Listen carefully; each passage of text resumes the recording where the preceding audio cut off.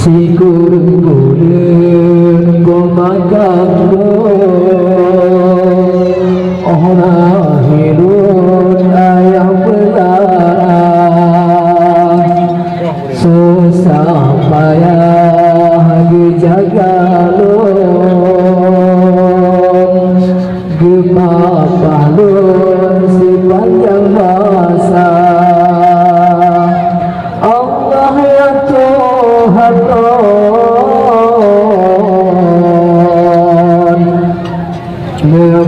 ampun dosa mohon, ampun dosa ayanda.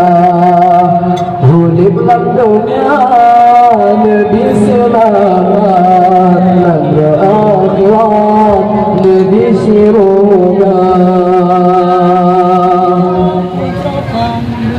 Si kurung budin memakan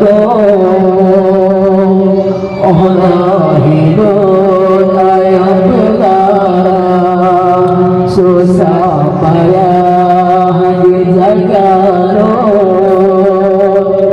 gebah balon sepanjang masa. Allah ya Tuhan, beri ampun dosa korban, beri ampun dosa ayanda. Hidup dalam dunia lebih selamat, dan akhirat lebih syurga.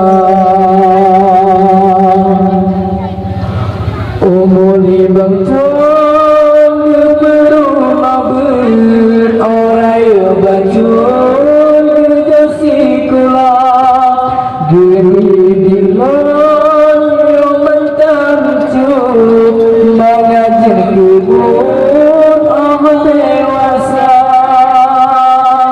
Allah ya Tuhan, hati ibadah jasa Tuhan, kira jasa ayanda yang ibadah Allah Ta'ala banggakan daya upaya. Si kurung memakan orang hidup ayam belah susah sayang ngejaga gebah balon sepanjang masa. Allah ya Tuhan,